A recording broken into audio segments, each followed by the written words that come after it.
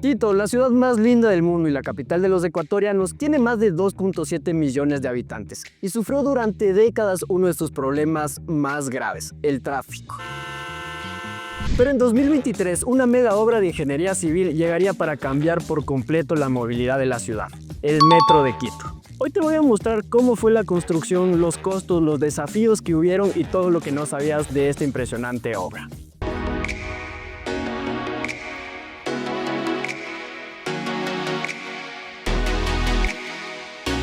El Metro de Quito fue un sueño que duró décadas en materializarse. Al primero que le pica como este bichito de ser el Metro de Quito es al arquitecto y exalcalde de Quito, Sixto Durán Ballén, allá por los años 70. Él dice, claro, ya hay ciudades como por ejemplo Londres que tienen desde 1860 un metro subterráneo y Nueva York tenía por ejemplo al principio de los 1900. Entonces él dice, ¿por qué Quito no puede tener un metro también subterráneo? Entonces trae unos expertos del extranjero para analizar si es viable hacer. Y como ven que Quito es una ciudad súper larga y no es ancha, dicen chévere, se puede hacer, pero por falta de presupuesto, por falta de billullo, no se llega a nada. Después pasa un montón de tiempo y llega Paco Moncayo. Él dice, no vamos a hacer el metro, vamos a hacer como un tren ligero que subía, que bajaba, pero tampoco se concreta nada. Y no es hasta 2010 que llega Augusto Barrera y dice, no, nuevamente vamos a poner en marcha el plan del Metro de Quito. En el 2012 se empiezan a hacer los estudios y la obra debía acabar en el 2016. Y para hacer una obra de esta magnitud se necesitaba contratar una empresa con bastante experiencia que se llegó a Acciona. Acciona es una empresa española que ya había construido metros en ciudades o en países importantes, más bien dicho, como Brasil, España, Japón, entre otros. Construir el metro más alto del mundo no fue tarea fácil. Quito está a 2.800 metros sobre el nivel del mar y tiene una topografía irregular. Si es que ustedes cogieran y vieran los 22 kilómetros que tiene el metro y le vieron en corte, verían que es como una montaña rusa en realidad. Subidas, bajadas. Para que se tengan una idea, la estación de Quitumbe está a 2.900 metros sobre el nivel del mar y la estación de La Carolina a 2.700. Obviamente nosotros no sentimos eso porque ya es la parte de la ingeniería y la construcción, ¿no es cierto?, de que vaya en teoría en línea recta. Y cuando ustedes se suben a uno de los trenes del metro, también ustedes sienten que van en línea recta, ¿no es cierto? Pero si es que se fijan bien, esto tiene un montón de curvas y no es nada regular. Debido a esto se necesitaba muchísima experiencia. Para una obra de esta magnitud se necesitaban máquinas especiales, tuneladoras gigantes, que los nombres fueron escogidos por los mismos quiteños. La primera se llamaba La Guaragua, La Carolina y Luz de América. Estas máquinas son impresionantes y les voy a dar un pequeño spoiler porque ya las vamos a ver detalladamente, pero tenían 10 metros de diámetro y construyeron toda la excavación y en realidad hicieron toda la excavación del túnel por 22 kilómetros con una precisión milimétrica.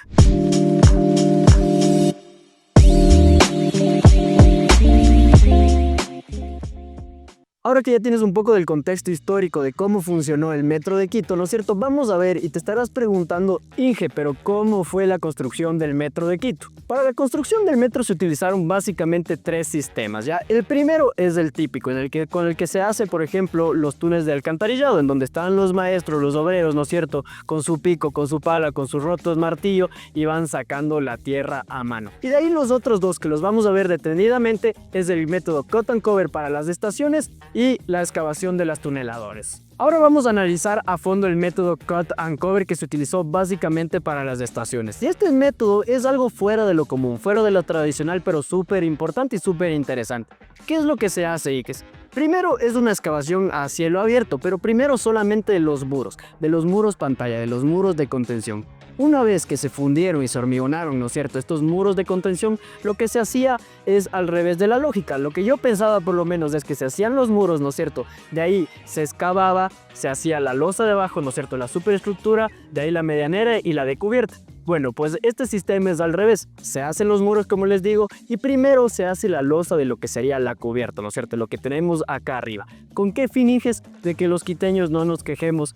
A veces nos quejamos mucho de que no se hacen obras y cuando tenemos obras, ¿no es cierto?, que hay mucho tráfico, que es medio peligroso. Entonces, para afectar lo menos posible a la superficie, ¿no es cierto?, se construía la losa de arriba y ya se trabajaba por debajo, por el subsuelo. Ahí se hacía la losa en la que yo estoy parado ahorita, ¿no es cierto? Que es las primeras gradas que bajamos, donde compras los tickets y todo. Y de ahí sí la parte de abajo, que es la superestructura, por donde van los trenes. Y ahora sí analicemos cómo funcionaban las tuneladoras. Las tuneladoras usaban un método que se llama EPB, ya de Air Pressure Balance. ¿Y en qué consiste esto? Estas máquinas, que en realidad no son máquinas, son casi que una fábrica, son gigantes, en que tenían 90 metros de largo, pesaban como 1600 toneladas cada una. Solamente el cabezal, que es esto de acero con diamantes, ¿no es cierto? Que es lo que va girando y sacando la tierra, solo eso pesaba 115 toneladas, ¿ya? Entonces es impresionante cómo trabajan. ¿Y por qué utilizaban este método? Y es que necesitaban equilibrar la presión del suelo. Si la tuneladora va avanzando muy rápido, ¿no es cierto? Y va sacando la tierra demasiado rápido,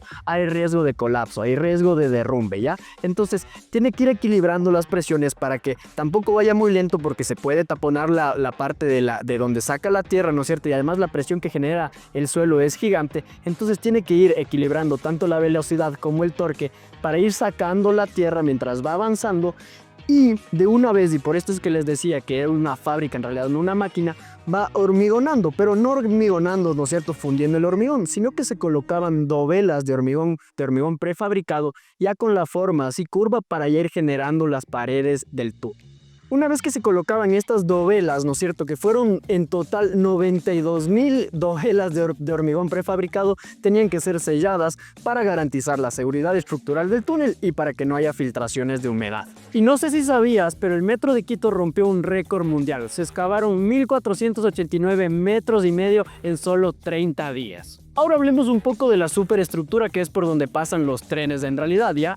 Esto fue armado con tacos de hormigón, un hormigón de MH20, ¿no es cierto?, que es de 20 megapascales, y además de los tacos de hormigón, tiene que tener un material elastomérico. Este va a soportar las vibraciones cuando pasen los trenes como tal, ¿no es cierto? Y como datos curiosos, se utilizaron más de 540.000 metros cúbicos de hormigón en todo el metro, ¿no es cierto?, tanto en estaciones como en la parte del túnel, más de 93.000 toneladas de acero y 3.6 millones de metros cúbicos de suelo de tierra que se excavaron. El Metro de Quito tuvo un costo final aproximado de 2.100 millones de dólares, y aunque tuvo su retraso y parecía que ya teníamos que llamarle nuevamente a Cantuña que nos ayude a terminar, en el diciembre de 2023 se marcó un hito histórico para la ciudad. Se entregó y empezó el funcionamiento del metro. La estación de San Francisco aquí del metro es impresionante, es mi favorita en general. No solamente porque, como ven, aquí se tuvo que reforzar toda la casa con todos estos elementos de hormigón vistos espectaculares, sino que se mantuvo la fachada de la casa. Obviamente el centro histórico de Quito, que es el más importante de Latinoamérica y además fue el primero en ser nombrado Patrimonio de la Humanidad por la UNESCO, ¿no es cierto?, tiene que mantener su integridad. Y la casa, si es que ustedes ven por fuera, se ve exactamente igual de como se veía antes. No hubo ningún cambio en la parte de afuera, pero por dentro es impresionante. Aprovechando que tenemos este espectacular vista desde aquí de la estación de San Francisco, les quería contar algo lindazo, que cada una de estas piedras que ven acá en la plaza, ¿no es cierto?, cuando se hicieron los trabajos de excavación y todo eso, fueron retiradas. Pero como les dije, como esto es patrimonio, ¿no es cierto?, de la humanidad por la UNESCO, una vez que ya fueron finalizados los trabajos, se volvieron a colocar en su sitio. A la final fueron colocadas o vueltas a colocar más de 100.000 piedras. Actualmente el Metro de Quito hace 170.000 viajes diarios, mejorando la movilidad tanto de las personas como el tráfico de la ciudad. Y ya se habla de la expansión del metro, ¿no es cierto? La primera fase sería la expansión hasta la parte de la Ofelia y la segunda fase hasta Caldero.